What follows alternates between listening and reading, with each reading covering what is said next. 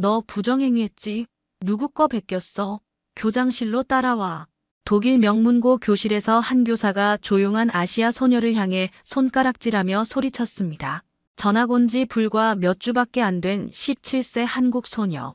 평소엔 뒷자리에서 조용히 앉아있기만 했는데 갑자기 독일 천재들도 풀지 못한 문제를 너무 쉽게 해결해버렸거든요.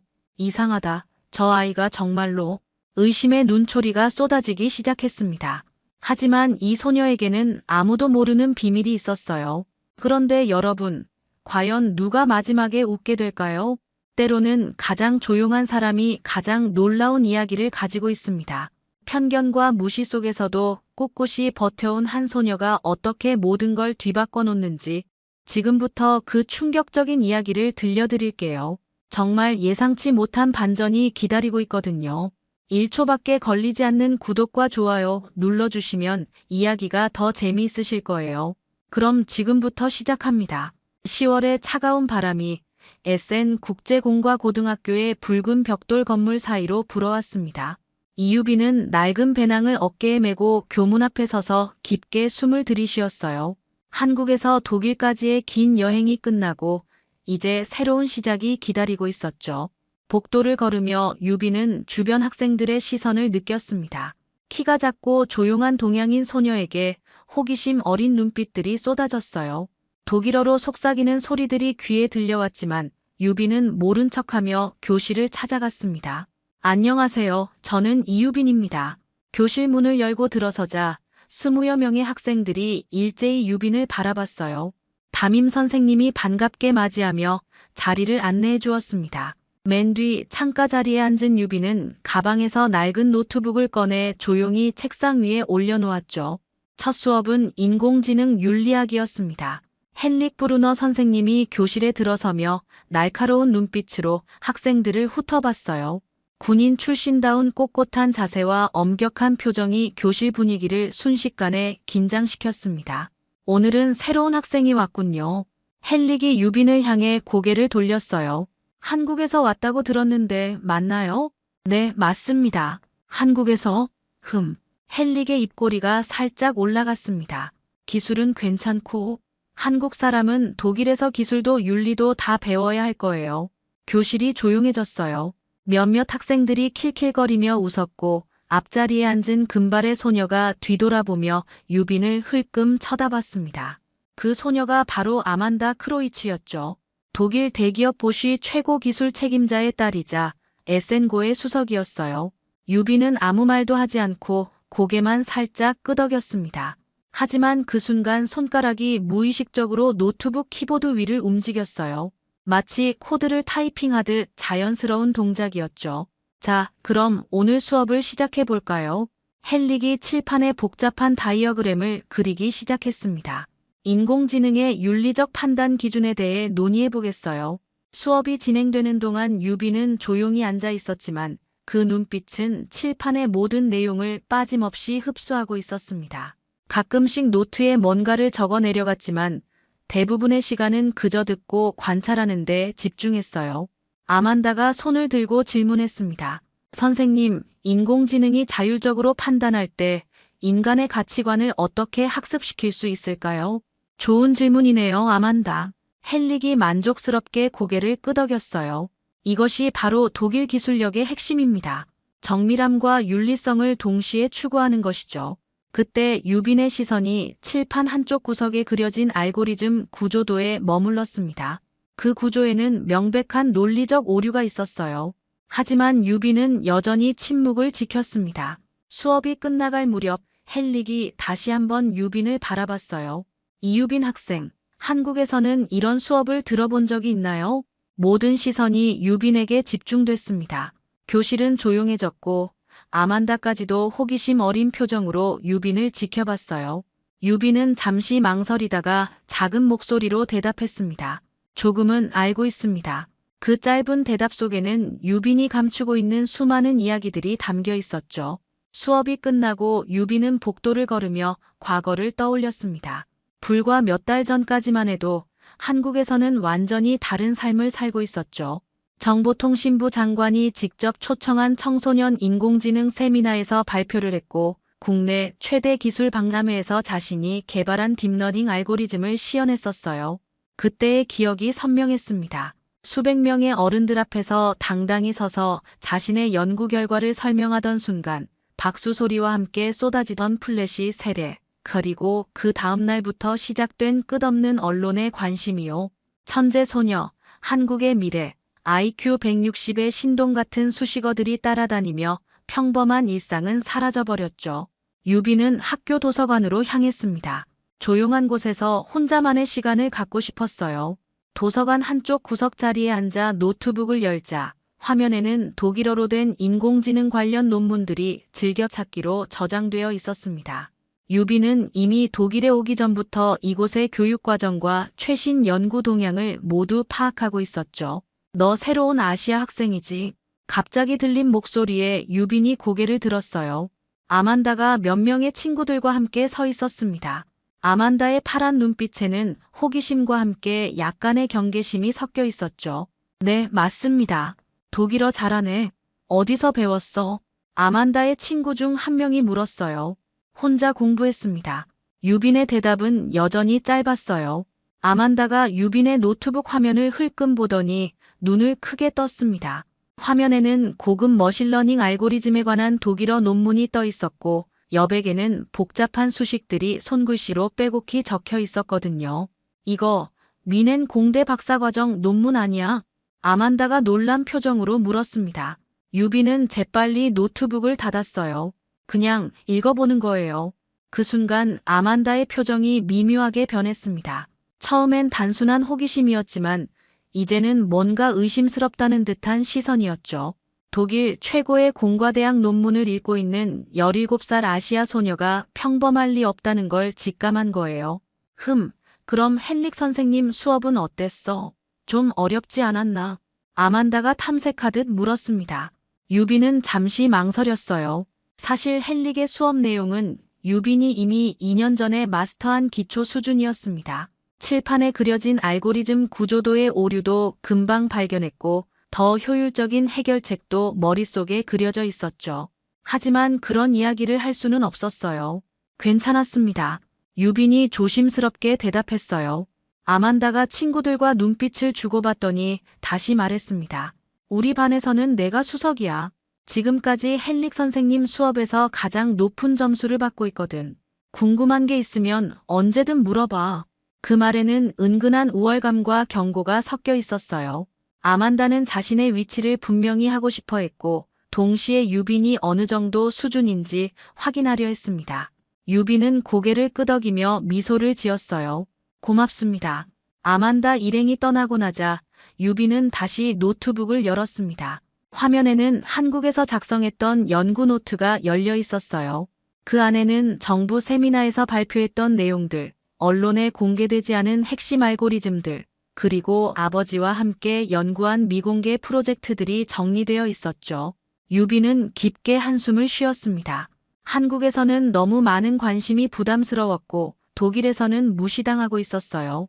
어디서든 자신의 진짜 모습을 드러내기가 어려웠습니다. 하지만 유빈은 결심했어요. 이곳에서는 조용히 차근차근 자신의 길을 찾아가겠다고 말이죠. 다음 날 아침 유빈은 평소보다 일찍 교실에 도착했습니다. 창밖으로 보이는 에센 시내의 풍경을 바라보며 마음을 다잡았어요. 오늘도 조용히 눈에 띄지 않게 하루를 보내자고 다짐했죠.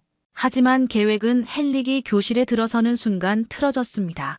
그의 손에는 두꺼운 인쇄물 뭉치가 들려 있었고 표정은 어제보다도 더 엄격해 보였어요. 오늘은 특별한 과제를 준비했습니다. 헨릭이 칠판에 복잡한 코드를 적기 시작했어요.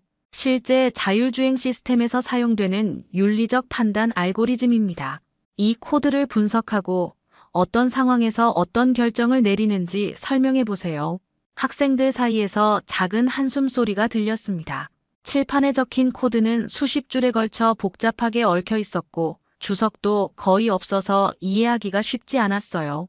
시간은 20분입니다. 개인별로 분석한 후 발표하겠습니다. 헨릭이 시계를 보며 말했어요. 아만다가 집중해서 코드를 들여다보기 시작했습니다. 다른 학생들도 마찬가지였죠. 펜을 들고 종이에 뭔가를 적어가며 열심히 분석하고 있었어요. 교실은 연필 소리와 작은 속삭임으로 가득했습니다. 유빈은 잠시 칠판을 바라보더니 조용히 고개를 끄덕였어요. 그리고는 노트에 뭔가를 적기 시작했습니다. 다른 학생들처럼 코드를 한 줄씩 따라 적는 게 아니라 마치 흐름도를 그리듯 빠르게 손을 움직였죠. 10분이 지났을 때 아만다가 이마에 땀을 살짝 맺으며 코드와 씨름하고 있었어요. 이 코드는 생각보다 훨씬 복잡했고 여러 조건문이 중첩되어 있어서 논리 구조를 파악하기가 까다로웠습니다. 어려운가요? 헨릭이 교실을 둘러보며 물었어요. 독일 최고 자동차 회사에서 실제로 사용하는 코드입니다. 당연히 쉽지 않죠. 그 말에 학생들의 표정이 더욱 굳어졌어요. 몇몇은 아예 포기한 듯 펜을 내려놓기도 했습니다. 이때 유빈이 손을 들었어요. 교실의 모든 시선이 그에게 집중됐습니다. 헨릭도 놀란 표정으로 유빈을 바라봤죠. 네, 이유빈 학생. 분석이 끝났습니다. 유빈이 조용히 말했어요. 교실이 조용해졌습니다. 아만다가 믿을 수 없다는 표정으로 유빈을 쳐다봤어요. 다른 학생들도 마찬가지였죠. 20분 중 겨우 10분밖에 지나지 않았는데 벌써 끝났다니요. 정말요? 헨릭의 목소리에는 의심이 섞여 있었어요. 그럼 앞에 나와서 설명해 보세요. 유빈이 자리에서 일어나 칠판 앞으로 걸어갔습니다. 손에 든 노트에는 깔끔하게 정리된 흐름도와 분석 내용이 적혀 있었어요. 이 알고리즘은 트롤리 딜레마를 기반으로 한 다중조건 판단 시스템입니다. 유빈이 독일어로 명확하게 설명하기 시작했어요. 첫 번째 조건문에서는 충돌 불가피 상황을 감지하고 두 번째에서는 피해자 수를 계산합니다. 세 번째 조건문이 핵심인데요. 유빈은 칠판의 특정 부분을 가리키며 계속 설명했습니다. 여기서 나이, 건강 상태, 사회적 기여도 등의 변수를 고려하는데 이는 윤리적으로 매우 논란이 될 수 있는 부분이죠. 또한 14번째 줄의 이 함수는 교실의 공기가 얼어붙었어요. 유빈의 설명은 정확했고 심지어 코드의 잠재적 문제점까지 지적하고 있었습니다. 아만다는 입을 벌린 채 유빈을 바라봤고 다른 학생들도 믿을 수 없다는 표정이었죠. 따라서 이 알고리즘은 기술적으로는 우수하지만 윤리적 관점에서는 개선이 필요합니다. 유빈이 설명을 마쳤어요. 교실은 조용했습니다. 헨릭의 표정도 복잡했어요. 유빈의 분석은 완벽했고 심지어 자신도 미처 생각하지 못한 부분까지 지적했거든요. 헨릭이 잠시 침묵하더니 말했어요. 운 좋게 마친 거겠죠. 실력은 두고 봐야겠습니다. 그 말에 유빈은 아무 대답도 하지 않고 조용히 자리로 돌아갔어요. 하지만 교실의 분위기는 완전히 바뀌어 있었습니다. 아만다를 비롯한 모든 학생들이 유빈을 새로운 시선으로 바라보고 있었죠. 그 다음 주 월요일, 헨릭은 평소와 다른 표정으로 교실에 들어왔습니다. 지난주 유빈의 완벽한 코드 분석이 그를 자극했던 것 같았어요. 오늘은 분명히 뭔가 다른 수를 준비해 온 듯했죠. 오늘은 국제 협력 프로젝트에 대해 이야기해 보겠습니다. 헨릭이 칠판에 여러 나라 국기를 그리기 시작했어요. 독일, 프랑스, 영국, 그리고 러시아까지도 기술 협력을 하고 있죠. 학생들이 집중해서 듣고 있을 때 헨릭의 시선이 유빈에게 머물렀습니다. 그리고는 갑자기 러시아어로 말하기 시작했어요. 러시아의 인공지능 기술에 대해 어떻게 생각하시나요? 교실이 조용해졌어요. 대부분의 학생들은 러시아어를 이해하지 못했고 당황스러운 표정을 지었습니다. 아만다도 눈을 깜빡이며 헨릭을 바라봤죠. 헨릭이 다시 유빈을 향해 러시아어로 물었습니다. 제가 무슨 말을 하는지 이해하시나요? 모든 시선이 유빈에게 집중됐어요. 헨릭은 분명히 유빈이 당황하거나 모른다고 할 거라 예상했을 겁니다. 하지만 유빈은 잠시 생각하더니 자연스럽게 러시아어로 대답했어요. 네, 이해합니다. 러시아의 인공지능 기술은 빠르게 발전하고 있습니다. 특히 컴퓨터 비전과 자연어 처리 분야에서요. 교실이 술렁이기 시작했어요. 학생들은 놀란 표정으로 서로를 바라봤습니다. 유빈의 러시아어 발음은 완벽했고 전문 용어까지 자연스럽게 사용하고 있었거든요. 헨릭의 얼굴이 굳어졌습니다. 계획이 틀어진 거였죠. 그는 다시 더 복잡한 러시아어로 질문했어요. 윤리적 측면은 어떤가요? 동양 국가들이 인공지능 윤리에 충분히 신경 쓰고 있다고 생각하시나요? 그 질문에는 은근한 도발이 섞여 있었어요. 동양 국가들의 기술 윤리 의식을 의심한다는 뉘앙스였죠. 유비는 잠시 침묵했습니다. 그리고는 또렷한 발음으로 대답했어요. 인공지능 윤리는 지역에 상관없는 글로벌 문제입니다. 각 나라마다 고유한 접근 방식이 있고 서로에게서 배우는 것이 중요하죠. 아만다가 친구에게 속삭였어요. 제 러시아어까지 완벽하게 하네. 대체 뭐야? 다른 학생들도 수군거리기 시작했습니다. 어떻게 저렇게 유창하게 할 수 있지? 정말 17살이 맞나? 어디서 배운 거야? 헨릭은 당황한 기색을 감추려 했지만 이미 상황은 그의 통제를 벗어나 있었어요. 유빈을 곤란하게 만들려던 계획이 오히려 유빈의 실력을 더욱 부각시키는 결과가 된 거였죠. 러시아어도 하는군요. 헨릭이 쓴웃음을 지으며 독일어로 돌아왔어요. 하지만 언어를 안다고 해서 기술을 이해한다는 건 아니죠.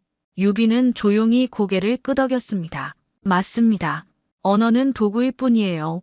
그 순간 아만다의 눈빛이 날카로워졌어요. 지금까지 단순히 똑똑한 아시아 학생 정도로 생각했는데 뭔가 더 큰 비밀이 있는 것 같았습니다. 러시아어를 저렇게 완벽하게 구사하는 건 보통 일이 아니었거든요. 수업이 끝나고 학생들이 나가면서도 계속 유빈에 대해 이야기했어요. 복도에서도 수군거리는 소리가 들렸습니다. 설마 얘가... 아만다가 친구들과 함께 걸으며 중얼거렸어요. 어디서 훈련받은 거야? 유빈은 그런 시선들을 느끼면서도 평소처럼 조용히 다음 수업 교실로 향했습니다. 하지만 이제 더 이상 평범한 전학생으로 지낼 수는 없을 것 같았어요. 자신도 모르게 정체가 조금씩 드러나고 있었거든요. 수요일 아침 학교 전체에 특별한 공지가 내려왔습니다. 컴퓨터 과학부에서 주최하는 인공지능모의 해킹 대회가 그날 오후에 열린다는 소식이었어요. 참가자는 익명으로 등록할 수 있고 실제 기업 시스템을 모방한 보안 취약점을 찾아내는 대회였죠. 아만다가 흥미로운 표정으로 공지문을 바라봤습니다. 이거 재미있겠는데? 작년에 우승했던 선배가 졸업해서 올해는 기회가 있을 것 같아. 다른 학생들도 관심을 보였지만 대부분은 어려워 보인다며 망설였어요. 해킹 대회라고 하니 뭔가 전문적이고 복잡할 것 같았거든요. 유비는 공지문을 보며 잠시 고민했습니다.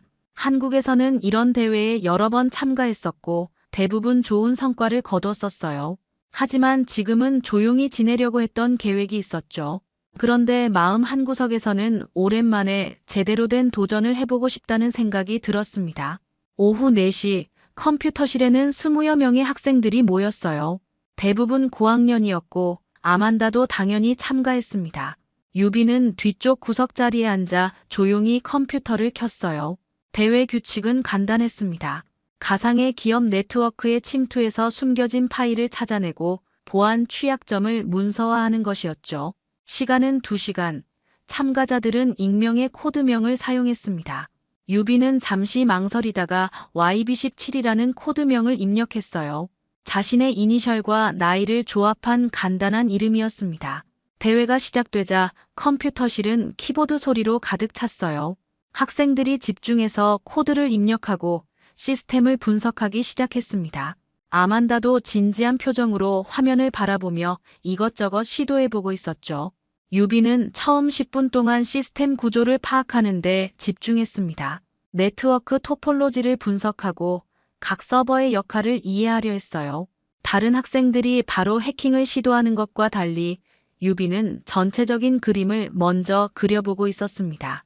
20분이 지났을 때 유비는 본격적으로 움직이기 시작했어요. 손가락이 키보드 위를 빠르게 움직였고 화면에는 복잡한 명령어들이 줄줄이 나타났습니다. 포트 스캔, 취약점 분석, 권한 상승, 모든 과정이 마치 물 흐르듯 자연스럽게 진행됐어요. 아만다가 옆 학생에게 속삭였습니다.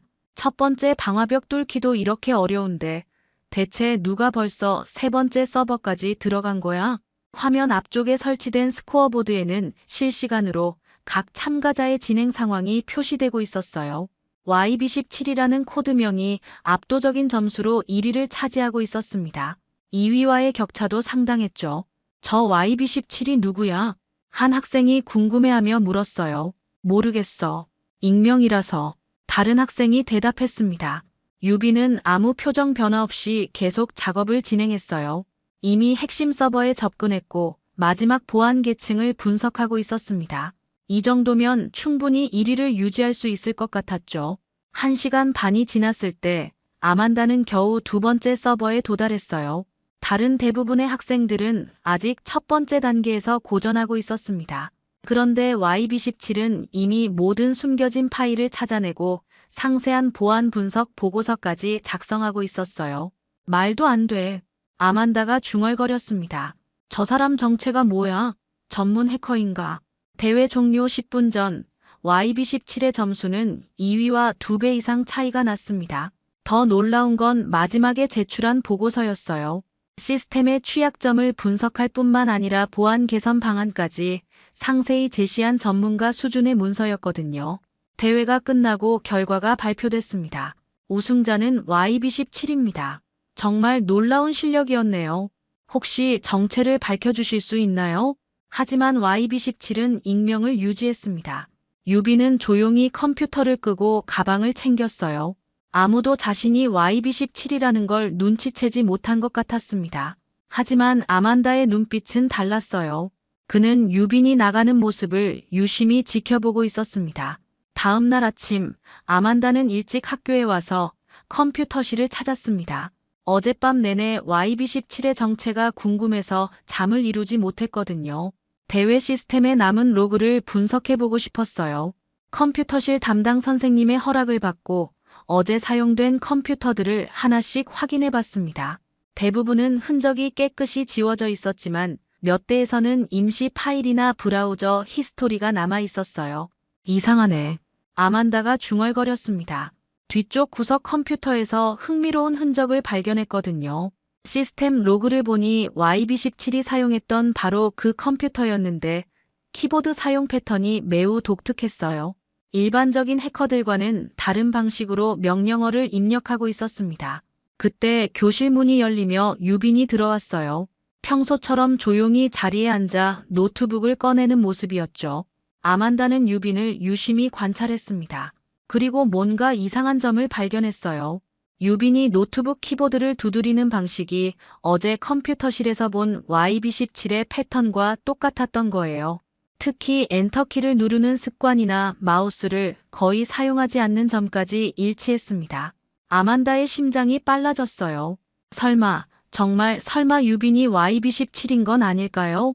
수업 시간이 되자 헨릭이 평소보다 어두운 표정으로 교실에 들어왔습니다. 어제 해킹 대회 결과를 듣고 상당한 충격을 받은 것 같았어요. 독일 학생들 중 누구도 YB17을 따라잡지 못했다는 사실이 그의 자존심을 건드린 거였죠. 어제 해킹 대회에 참가한 학생들, 손을 들어보세요. 헨릭이 날카로운 목소리로 말했어요. 아만다를 포함해 몇 명의 학생들이 손을 들었습니다. 유빈은 여전히 조용히 앉아 있었어요. YB17이라는 참가자에 대해 아는 사람 있나요? 헨릭이 계속 물었습니다. 익명이라고 하지만 분명히 우리 학교 누군가일 텐데요. 학생들이 서로를 바라보며 수군거렸지만 아무도 확실한 답을 하지 못했어요. 아만다는 잠깐 유빈을 쳐다봤지만 말하지 않았습니다. 아직 확신이 서지 않았거든요. 그런데 헨릭의 다음 말이 교실 분위기를 얼어붙게 만들었어요. 참 이상하네요. 갑자기 나타난 익명의 해커가 우리 독일 학생들을 모두 압도했다니. 그의 시선이 유빈에게 머물렀습니다. 혹시 외부에서 온 누군가가 부정한 방법을 쓴 건 아닐까요? 그 말에는 명백한 의도가 담겨 있었어요. 유빈을 겨냥한 것이었죠. 교실이 조용해졌고 학생들도 긴장한 기색이 역력했습니다. 점심시간이 되자 아만다는 친구들과 함께 유빈을 찾아왔어요. 복도 한쪽 구석에서 혼자 샌드위치를 먹고 있는 유빈에게 다가갔습니다. 너 혹시? 아만다가 조심스럽게 물었어요. 컴퓨터 정말 잘하는 거야? 유빈이 고개를 들어 아만다를 바라봤습니다. 왜요? 그냥 궁금해서. 어제 해킹 대회 봤어? YB17이라는 사람이 완전히 압도했던데. 봤어요. 유빈의 대답은 여전히 짧았어요. 아만다가 더 파고들려 했지만 그때 교무실에서 나온 헨릭이 다가왔습니다. 그의 표정은 확고한 결심을 한 사람 같았어요. 이유빈 학생, 교장실로 오세요. 헬릭이 차가운 목소리로 말했습니다. 유빈의 얼굴이 조금 굳어졌어요. 무슨 일인지 대충 짐작이 갔거든요. 아만다와 다른 학생들도 놀란 표정으로 상황을 지켜봤습니다. 무슨 일인가요? 유빈이 조용히 물었어요. 가면 알게 될 겁니다. 헬릭이 냉담하게 대답했어요. 유빈은 가방을 메고 일어났습니다. 복도를 걸으며 교장실로 향하는 동안 뒤에서 학생들이 수군거리는 소리가 들렸어요. 이제 정말로 피할 수 없는 상황이 온 것 같았습니다. 교장실 문 앞에 서자 유빈은 깊게 숨을 들이쉬었어요. 한국에서 겪었던 언론의 관심과 압박이 다시 떠올랐습니다. 하지만 이번에는 달랐어요. 이번에는 의심과 비난의 시선이었거든요. 교장실 문을 열고 들어서자 엄숙한 분위기가 유빈을 맞았습니다. 교장 선생님이 심각한 표정으로 책상에 앉아 있었고 헬릭이 그 옆에 서 있었어요. 그리고 놀랍게도 낯선 중년 남성이 한 명 더 있었습니다. 앉으세요. 이유빈 학생 교장이 의자를 가리키며 말했어요. 유빈이 조심스럽게 앉아 헬릭이 입을 열었습니다. 어제 해킹 대회에서 부정행위 의혹이 제기됐습니다. YB17이라는 익명 참가자가 비정상적으로 뛰어난 실력을 보였는데 외부 도움을 받았을 가능성이 높다고 판단됩니다. 유빈의 심장이 빨라졌어요. 헬릭의 시선이 자신을 향하고 있다는 걸 알 수 있었습니다. 특히 최근 전학 온 학생 중에서 의심스러운 행동을 보이는 경우가 있어서 헬릭이 계속 말했어요. 한국에서 온 학생이 갑자기 러시아어까지 완벽하게 구사하고 고급 알고리즘을 너무 쉽게 분석하는 것도 이상합니다. 교장이 유빈을 바라봤습니다. 혹시 어제 대회에 참가했나요? 유빈은 잠시 망설였어요. 거짓말을 할 수도 있었지만 그렇게 하고 싶지 않았습니다. 대신 조용히 노트북을 가방에서 꺼냈어요. 제가 증명해 드릴게요.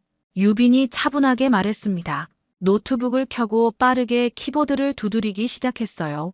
화면에는 어제 대회에서 사용했던 것과 동일한 해킹 기법들이 실시간으로 재현되기 시작했습니다. 포트 스캔부터 권한 상승까지 모든 과정이 물 흐르듯 자연스럽게 진행됐죠. 헬릭의 얼굴이 점점 굳어졌어요. 이건 외부 도움으로는 불가능한 수준이었거든요. 유빈의 손가락 움직임 하나하나가 전문가의 그것이었습니다. 이게 어떻게 가능하지? 헬릭이 중얼거렸어요. 그때 교장실 문이 열리며 낯선 중년 남성이 앞으로 나섰습니다. 그는 지금까지 조용히 상황을 지켜보고 있었던 사람이었어요. 제가 설명하겠습니다. 그 남성이 권위 있는 목소리로 말했어요. 저는 마르셀 빌케입니다. 독일 연방방산청 연구개발 책임자죠. 교장과 헬릭이 놀란 표정을 지었습니다. 마르셀 빌케는 독일 기술계에서는 상당히 유명한 인물이었거든요. 이 소녀는 제가 독일 기술개발 파트너로 삼고자 한 한국 기술자의 딸입니다. 마르셀이 유빈을 바라보며 말했어요. 이유빈 학생의 아버지는 한국전자연구소의 최고 인공지능 개발자 중 한 분이시죠. 유빈의 눈이 커졌어요. 아버지 이야기가 나올 거라고는 예상하지 못했거든요. 마르셀이 계속 설명했습니다. 2년 전 한국국제방산 박람회에 참석했을 때 이 학생이 개발한 딥러닝 알고리즘 시연을 봤습니다. 당시 15살이었는데도 독일 대학원생 수준의 연구를 해내더군요. 헬릭의 얼굴이 창백해졌어요. 자신이 얼마나 큰 실수를 했는지 깨닫기 시작한 거였죠. 그 알고리즘은 현재 우리 연방방산청에서도 연구하고 있는 최신 기술입니다. 마르셀이 단호하게 말했어요. 이 학생을 의심하는 것은 독일의 미래 파트너를 모독하는 일입니다. 교장이 당황스러운 표정으로 말했습니다. 그럼 이 학생이 정말로 네, 한국의 차세대 인공지능 전문가 중 한 명입니다. 마르셀이 확신에 찬 목소리로 대답했어요. 제가 직접 독일로 초청하고 싶었던 인재죠. 교실 밖에서는 소란스러운 소리가 들렸어요. 학생들이 복도에 모여 있는 것 같았습니다. 소식이 빠르게 퍼지고 있었죠. 마르셀이 헬릭을 향해 시선을 돌렸습니다. 선생님, 기술에는 국경이 없습니다. 편견을 버리고 진정한 실력을 인정하는 것이 독일 교육의 자랑스러운 전통 아닌가요? 헬릭은 아무 말도 할 수 없었어요. 자신의 편견과 무지가 얼마나 부끄러운 일인지 깨달았거든요. 유빈은 조용히 노트북을 닫으며 마르셀에게 고개를 숙였습니다. 감사합니다. 이제 더 이상 숨길 필요가 없었어요. 조용한 전학생이 아닌 진짜 이유빈으로 살아갈 수 있게 된 거였죠. 교장실에서 나온 유빈을 기다리고 있던 것은 복도에 가득한 학생들이었습니다. 소식이 빠르게 퍼져서 전교생이 몰려든 것 같았어요. 하지만 이제 그들의 시선은 의심이 아닌 경이로움으로 가득했습니다. 아만다가 학생들 사이를 헤치고 유빈에게 다가왔어요. 그의 얼굴에는 복잡한 감정이 섞여 있었습니다. 놀라움, 존경, 그리고 약간의 부끄러움까지 말이죠. 유빈아, 아만다가 조심스럽게 말을 꺼냈어요. 나 정말 미안해. 처음부터 너를 무시했던 것 같아. 유빈이 고개를 저었습니다. 괜찮아요. 저도 처음부터 솔직하지 못했으니까요. 그때 마르셀이 교장과 함께 나타났습니다. 그는 학생들을 향해 공식적인 발표를 했어요. 다음 달 베를린에서 열리는 국제 청소년 인공지능 대회에 우리 학교 대표로 이유빈 학생이 참가하게 됩니다.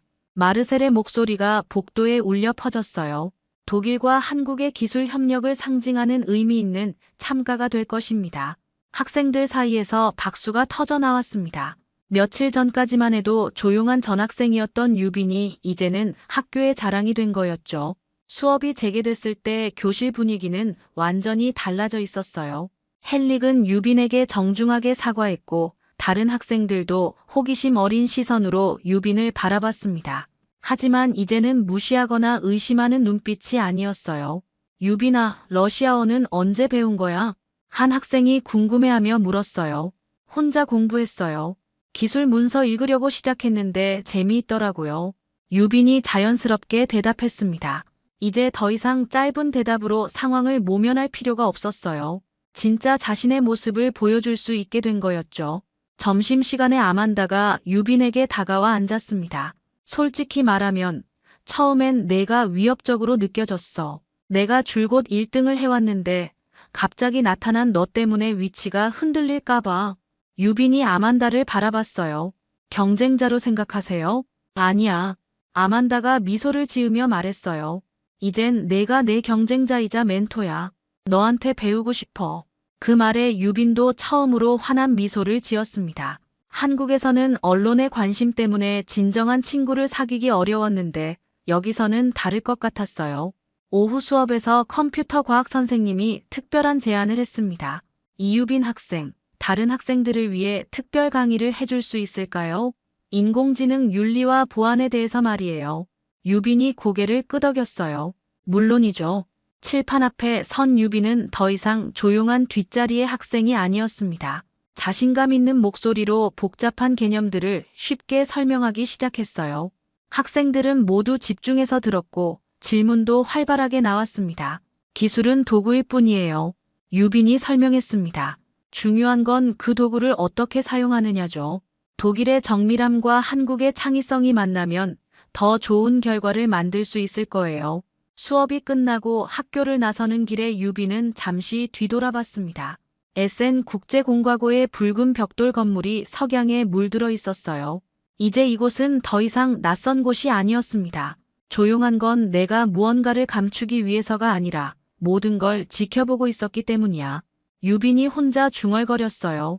한국에서 받았던 과도한 관심 때문에 위축됐던 마음도 독일에서 받았던 편견 어린 시선도 이제는 모두 지나간 일이었습니다. 중요한 건 자신이 누구인지 무엇을 할 수 있는지였죠. 교문을 나서며 유빈은 당당하게 고개를 들었어요. 독일 국기가 바람에 펄럭이는 아래로 한국 소녀의 발걸음이 힘차게 이어졌습니다. 이제 진짜 세계를 향한 도전이 시작되는 거였죠. 숨길 것도 부끄러워할 것도 없는 진짜 이유빈으로서 말이에요. 오늘 이야기 어떠셨나요? 구독과 좋아요는 이미 하셨을 테니 시청자님의 의견을 댓글로 달아주세요. 항상 건강하시고 행복하세요.